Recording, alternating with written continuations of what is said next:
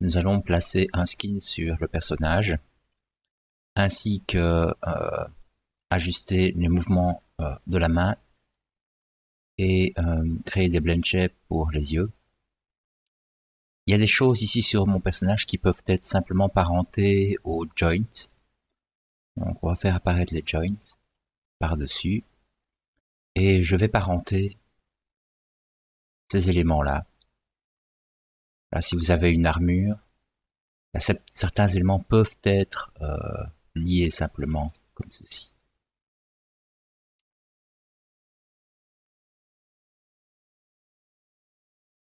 Voilà, je sélectionne le joint, je fais P, je sélectionne le contrôle.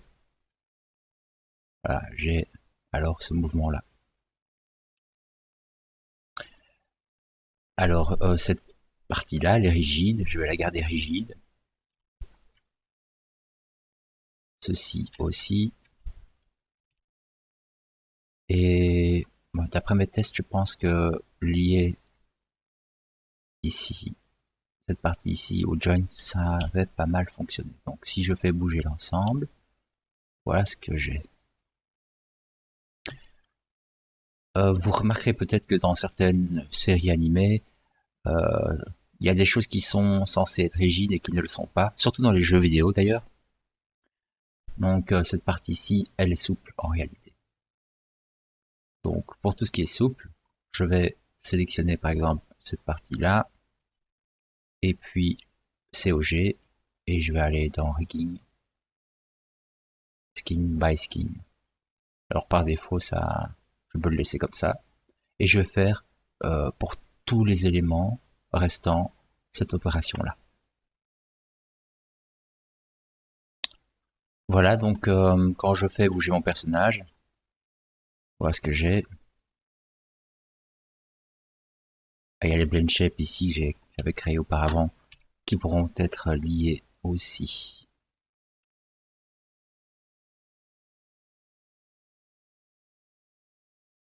Par contre, pour les sélectionner,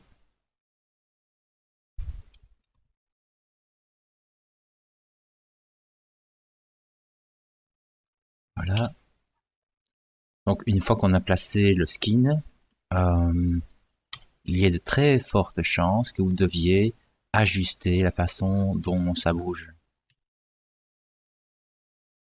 Et donc là, moi ce que je fais à cette étape-ci, je me mets sur 10 frames et je pose des clés par exemple sur les aimants qui vont poser problème. Il y a déjà une clé là, c'est parfait. Je vais abaisser.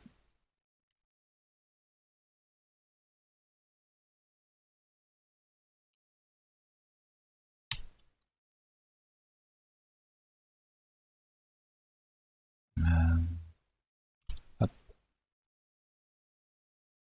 comme ceci. Voilà.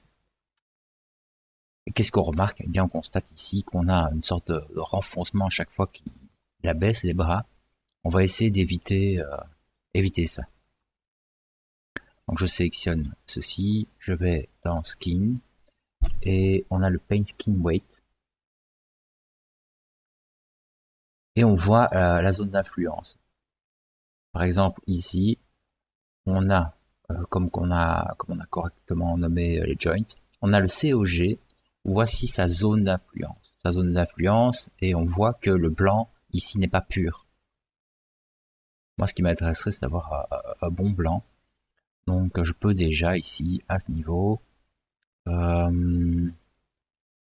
dans Stroke, dans Opacity, on va mettre ça à 1. Et dans Stroke, on a quand même le radius. Ici, je sais que 0,3, ça devrait aller. Voilà, alors là, on a cette partie-là. Moi, je veux qu'elle bouge exactement avec le centre de gravité. En effet, ici, on a je veux dire, le caleçon. Il doit bouger en même temps, quoi. Ils doivent être synchro. Donc, si le poids n'est pas le même, on va avoir des trucs bizarres. Alors, ici, le problème n'est pas forcément visible puisque je fais simplement un déplacement sur Y. Une fois que j'installerai des rotations, les problèmes vont être plus importants. Donc, j'en reviens à ici, J-cuisse. Alors, on voit même que la cuisse interfère avec cette partie-là. Donc là, ça ne va pas du tout. Avec Control, j'inverse. Alors, j'imagine que ce sera la même chose pour le L. Voilà. Donc on voit bien que c'est bien le joint qui est sélectionné et qui interagissait avec le suite, avec le torse. Tibia. Alors, on voit que le tibia n'interfère pas, donc j'imagine que de l'autre côté, le tibia n'interférera pas non plus. Ce qui m'intéresse, moi, c'est de remonter dans la hiérarchie. Et je cherche le spine. Alors, tibia. Voilà, celui-là. Alors celui-là, on pourrait lui donner plus d'influence, mais je vais peut-être aller avec une value, donc ou opacity à 0,3, et on va y aller mollo pour cette partie-là.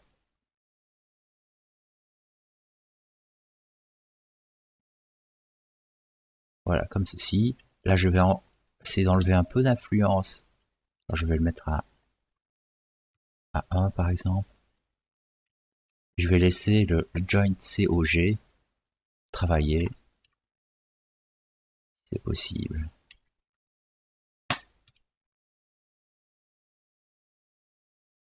Ça a toujours le temps d'ajuster avec les rotations.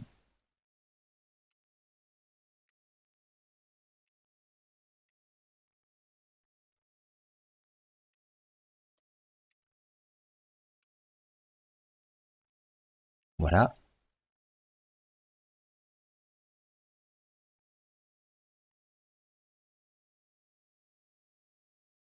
Donc je suis à l'instant 10, dans ma pause de stress, on va dire, dans mon stress test. Et là, je vais essayer de gonfler tout ça, de rectifier, avec un radius un peu plus faible peut-être. Et on voit que là, ça a tendance à vouloir reprendre sa forme. Peut-être que avec un opacity un peu moins fort, value, opacity 0,3. Voilà, je remets un petit peu de poids ici. Et ça revient en place. Voilà, comme ceci.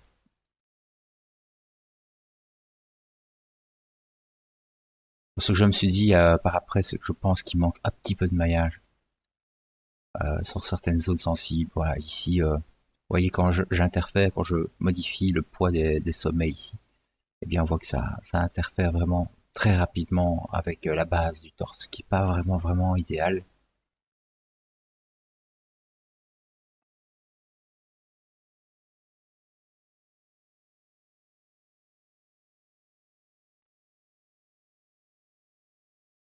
Voilà, peut-être que pour celui-là, on est bon. Peut-être qu'il remonte un peu haut. Vous voyez, il interfère avec les épaules. Donc avec Control, je vais annuler le poids ici. Je n'ai pas tellement envie qu'il y ait du poids dans cette partie. Alors peut-être que je pourrais dans ce cas-ci, c'est enlever la tête. La tête est un peu dans le chemin. Je me demande si si j'ai un calque là-dessus. Je dirais que oui. Hop, quand même plus facile. Voilà, je peux passer maintenant au 2. Qu'est-ce qu'on voit? Le 2, il interfère avec celui-là. Il y a déjà quelqu'un. Le joint s'occupe déjà de cette zone-là. Je vais remettre opacity, je suis bon. Et on voit finalement que dans une pause de stress, à l'instant 10, il y a, ça change rien du tout ce que je fais. Je veux dire, dans cet état-là, il n'y a pas de déplacement du maillage. On verra avec la rotation ce que ça donnera. Alors, on va laisser comme ça. Ah, je suis dans les bras maintenant. Donc le bras là il influence. Quand j'abaisse le bras, l'influence n'est pas hyper visible, mais on a bel et bien un renfoncement là. Donc ça, ah voilà, ouais, je viens de le remettre en place. Ça c'est parfait.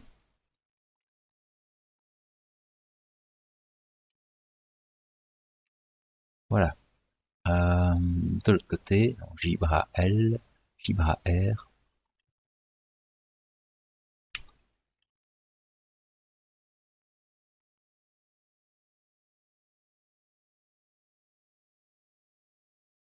Alors avec mon personnage, je peux pas des masses dans ce cas-ci aller beaucoup plus bas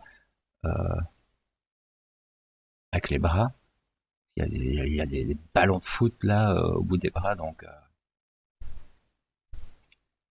à mon avis ça devrait aller. Je pourrais aller plus loin dans la pose peut-être. En tout cas,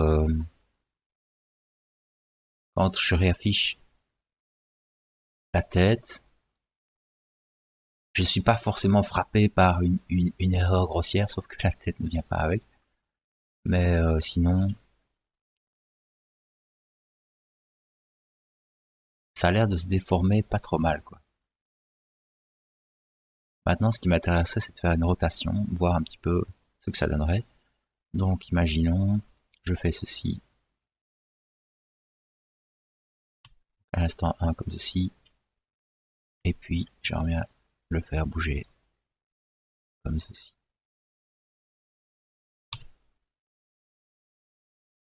Je vais lisser ça, et ouais, je vais lisser, voir ce qui se passe. Ce qui m'intéresse, moi, c'est la jonction ici, vous voyez.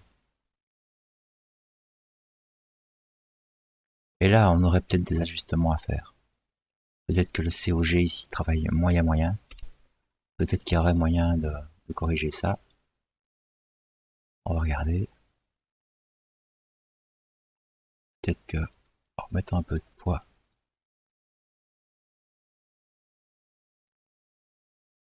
on dirait que non. Hein.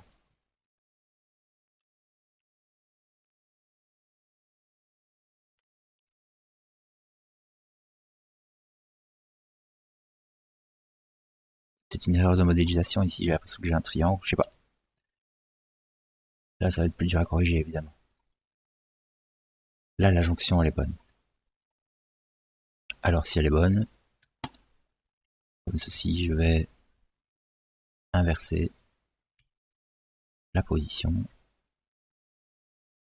Hop. Et là, on a une belle déformation du torse, vous voyez. Ça, c'est bon, ça. On a un petit pli ici qui est pas vilain, on pourrait l'atténuer, mais... Voilà, on pourrait rendre ça un peu plus doux, peut-être. Avec le vert 1. Et voir ce qu'on peut faire. Par exemple, je diminue opacity, le stroke radius à 0,1 comme ceci.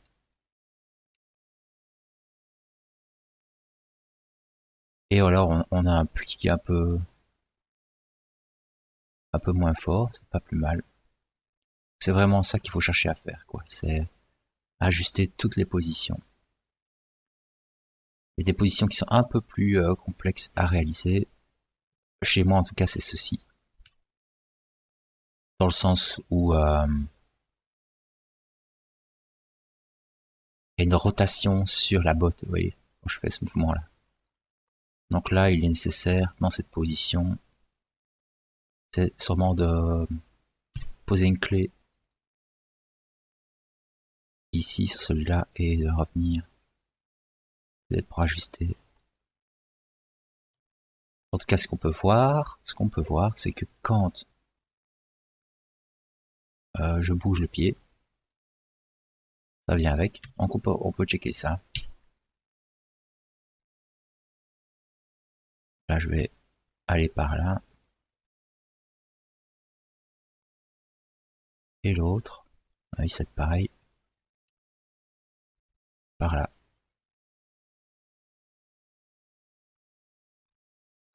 Ok, donc là, On va regarder ce qui se passe. On voit ici que la cuisse modifie la position ici. Donc là, c'est vraiment du débugage. Il faut aller rectifier avec un 0,3, opacity 1, control, hop là. Si on veut ajuster correctement la botte, il faut déjà qu'il n'y ait pas de mauvaises influences.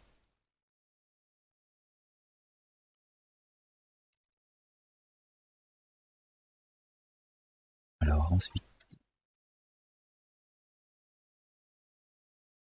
le tibia c'est terrible, hein, regardez ça. Voilà, et là, ça commence à revenir en place.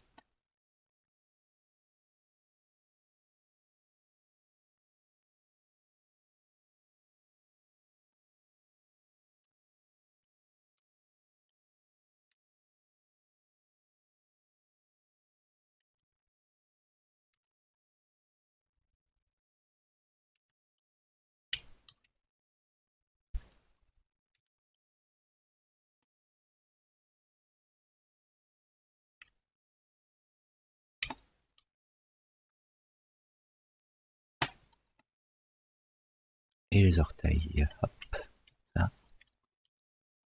parfait. Ouais, il faudrait faire la même manip pour l'autre côté. Je vais la faire rapidement.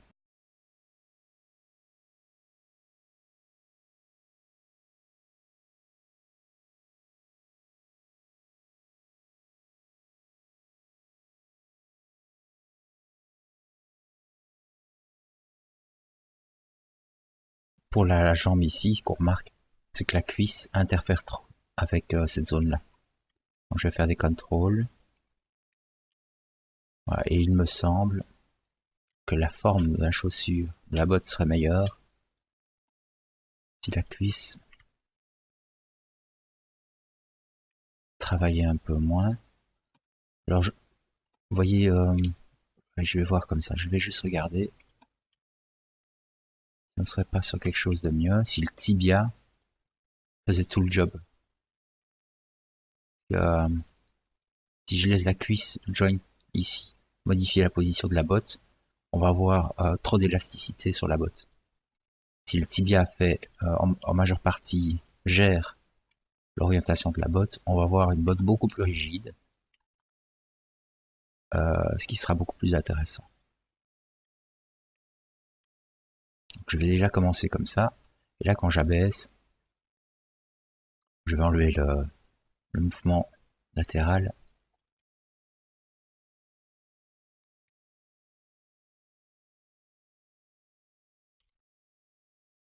Vous voyez ici, j'ai une botte qui a tendance à partir comme ça vers l'intérieur, et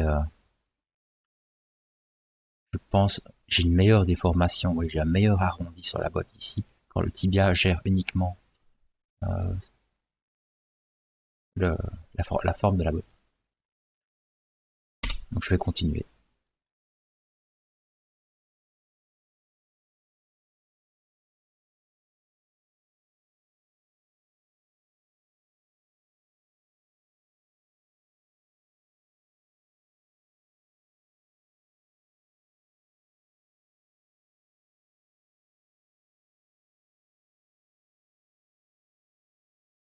Pour ce genre de cas de figure, tout est une histoire de compromis.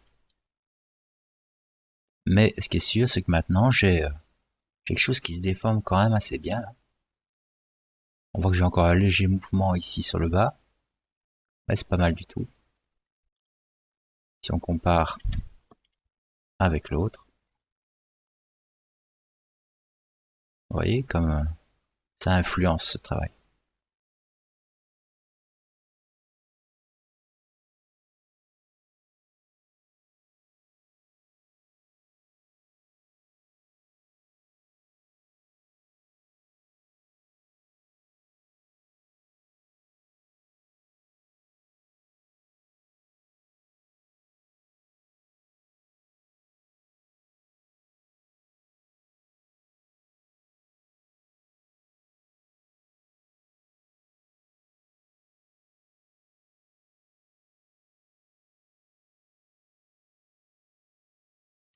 Là aussi, donc, je vais pas rentrer dans ces détails-là, je risque de passer beaucoup de temps, mais là, on voit que la déformation n'est pas très belle.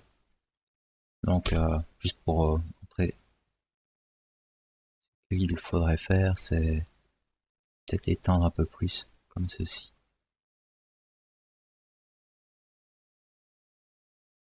Pour avoir un meilleur pli. Faut garder un meilleur pli ici, mais il faut pas que ça se renfonce trop là-bas. Donc c'est ça qu'il faut falloir passer du temps sur ce genre de petites choses.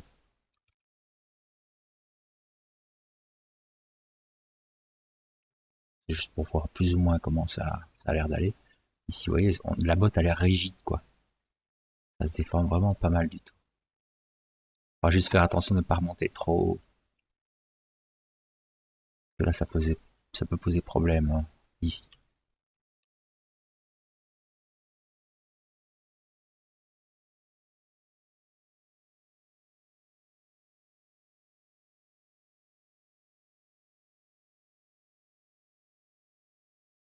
Ok, donc voilà les grandes lignes. Les grandes lignes du skin. Donc passer sur chaque élément. Ensuite, on va travailler spécifiquement sur la main ensemble.